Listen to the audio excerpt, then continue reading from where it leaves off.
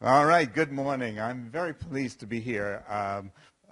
My talk is really, the movie title version is Three Stories and a Dream, okay? And I've given you a little more organized one, but the three stories sort of tell you the levels of impact of what the SHARP project has been looking backwards. So I've been impressed, first of all, by the maturity of what I've heard today and the progress that we have made. And I think also I do go back and stress the point that the main impact is yet to unfold in the meaningful guidelines of 2014, meaningful use guidelines of 2014, which this group was so influential. I do not believe that would have happened except for the efforts of this group. So there's a lot of good things that we can take pride in. So the stories are really local stories. So one story, just to make it personal, is the way SHARP project changes the direction of lives of individuals.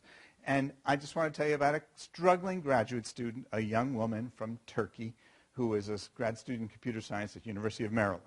Okay? And she had worked with 3 different researchers in our department and not quite found her way.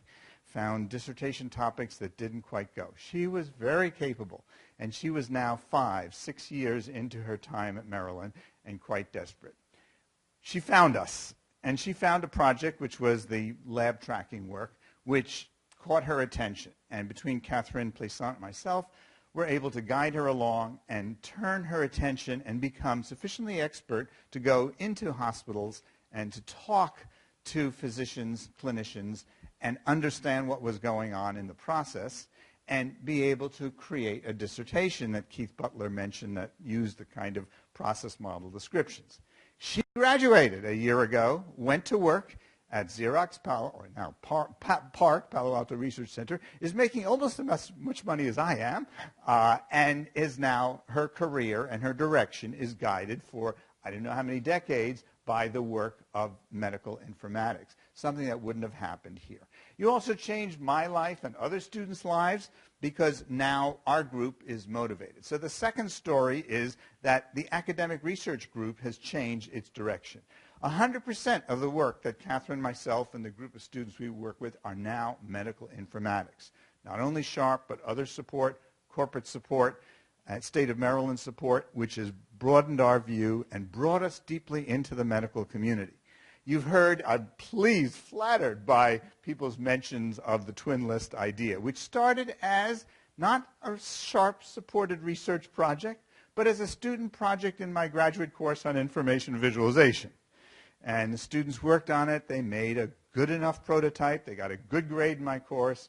And then Catherine and I picked it up, and we, using SHARP funds, hired another student to take it another step and another step.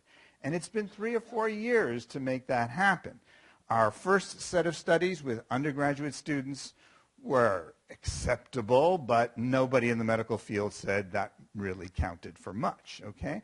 And so it took us a year to get IRB and other approvals, and thanks to the MedStar folks, we did it with MedStar, 20 MedStar physicians, only at Union Hospital, Baltimore. Where's Zach? Zach Hettinger, thank you. But that partnership led to our studying 20 physicians, each working for at least an hour to work on 4 different cases of medication reconciliation.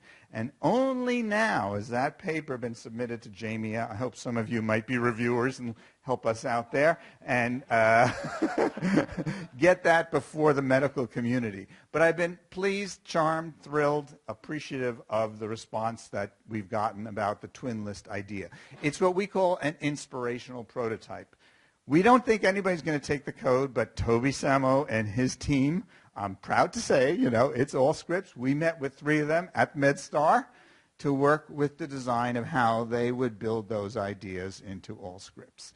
I hope I'm not giving away corporate secrets, but that was a very motivated team. They made it their own. We never expected our code to be put into systems, although actually the Microsoft Amalga people did just slip our code in, but it really didn't get too much traffic. But we hope that we will have impact with other groups through that kind of work. It takes a lot of work to do this transfer, but it took a 3 or 4 year process. The later work is another student who got into this, called Treatment Explorer. How do you present risk communications evidence to students? to patients. And this student took up this problem. That brought us other contacts with the School of Public Health at the University of Maryland. And so each one of these projects that were part of the SHARP collection of efforts brought us different connections, changed us, changed our community, let us grow. We also began to work in a larger frame because we then were recognized on campus as a source for medical informatics. The state of Maryland, seeking to promote interaction between the College Park campus and the University of Maryland Baltimore Medical School, began to give funding, created a new center for health informatics and bioimaging, which we were a key part of. We received funding. We went to work with them. Within 6 weeks, they had 2 published papers using the visualization tools that we had. That's the kind of impact that you had, that the SHARP community has had. Thank you, ONC. Okay. So that's the second story. The third story is the national agenda. And you've heard enough of it here to describe some of the things that we've been able to change. And thanks to Jacob Ryder and others at ONC for putting these things forward. I know it's not easy in the difficult political situation and regulatory limitations and so on, but you know, it is beginning to happen. I and Jaji attended in April an NSF event of 40 people on the learning health system. And so there is, the third story is the work of this group is triggering better national discussions of these issues, okay? So those are my 3 stories, but there's a dream too, okay? So where do we go from here? And I gave Chris Ann the title for my talk, and in your notes, well, I asked for it to be capitalized, From Sharp to Loud, L-O-U-D, all caps, and the subtitle is supposed to be Learning Health System Organized by User Experience Design. That was the loud part, okay?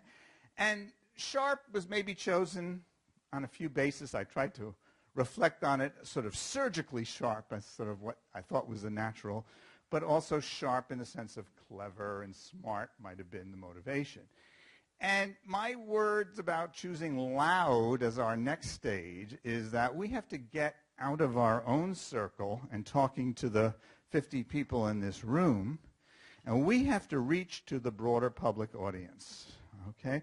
Laura's story is one of those, and other such stories, and people who tell those stories of tragedies and successes are where we need to go. So going loud has a lot of parts to it, and that's not easy either, okay? I think the clearest place we go is with the design of systems, the design of workflow, Keith Butler, the design of interfaces, and we've seen how those work. Peter's talk was great. I couldn't help but reflect on a quote I saw from 1891 recently, that getting information out of a table is like getting sunlight out of a cucumber. I don't know if you've seen that before, but your talk and examples are really great stories of that. So one level of the dream is we're going to fix systems, okay? But the meta, I'm going to go meta here, is we are also going to have to fix or change or improve or work with developers, the people, the teams of how they work together, it's been said already, and the testing processes, okay? I think that's on the table already, and I think that will not be forgotten. I think the harder one to get to was the subject of this NSF meeting in April, which is how do we address socio-technical systems inside the NSF? How do we make a national agenda that shifts towards understanding management strategies for developers? How do we help Toby do a better job in managing the large number of developers, or this issue of Don raised of the coordination of multiple partners and teams to build things. There's a lot of discussion about teamwork in medical work, but the teams of designers and all the parties who play a role in large, not just billion-dollar, but trillion-dollar systems is poorly understood. And those socio-technical systems are not yet on the table at NSF or NIH. Okay? So that's dream part. The socio-technical systems also are going to be regulatory systems. How did we succeed to get the Meaningful Use 2014 in there? I don't know. I want to be able to study that as a research project. I want to know how to reproduce that event for 2015 at another level. Was it the personal intervention of maybe Joe or Jacob or others? Was it based on the foundations of people's work in this room? Was there a national outcry? Do we have to work with journalists? Were there physicians? Was it developers? How did you overcome the resistance? I'm sorry to say, but some developers have been really resistant to any kind of regulatory control.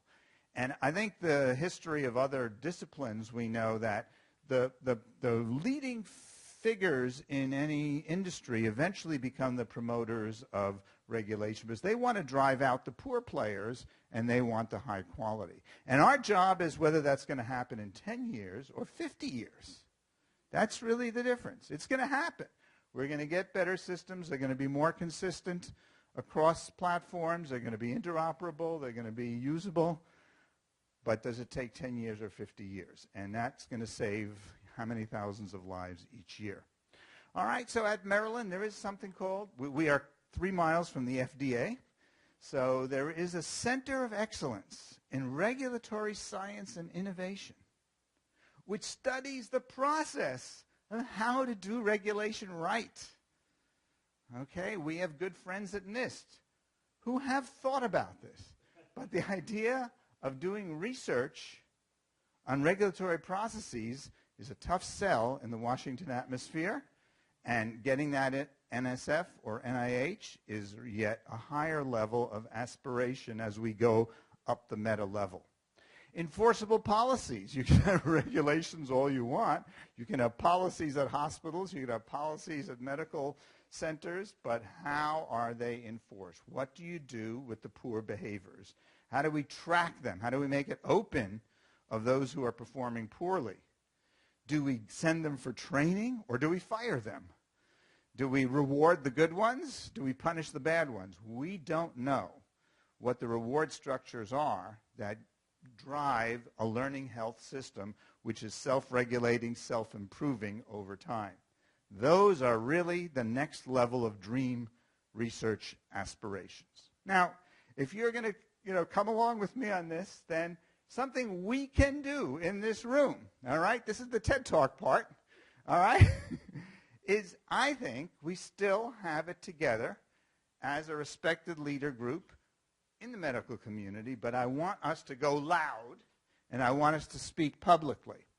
I propose that the Sharp community, in its remaining days, or the ONC after that, give awards for the best design. Could be a whole system, components. Let's recognize excellence. I like the approach of the American Institute for Architects, which appoints an award committee. They can give as many awards as they want, and they have to write a paragraph about each award they give as to why. So awards are not just recognition, but they're training for the next generation. Okay? Best Design Awards. Second, Best Designer, Best Team, Best Testing Process. All those things I mentioned we were studying influencing. Let's give awards and recognize excellence. If a committee has to decide on what is excellence, it takes a lot of thinking and arguing and discussing, and then we make explicit what are the qualities of excellence, how do we measure it, how do we know it when we see it, and then we recognize winners. Third is how do we award, I propose awards for the best manager, the best regulator, and the best policymakers. Okay? And I want to see that those things really get done in a public way. I want, John Markoff of the New York Times to write an article about the awards given for the best designers, the best regulators and policymakers in medical care. I want Steve Lohr of the New York Times, who has written about these issues. I was successful to get him to come to NIST for one of the meetings and write about it. It can be done. And our voices have to now go public. We have to go loud. That's where I want to go. Thank you.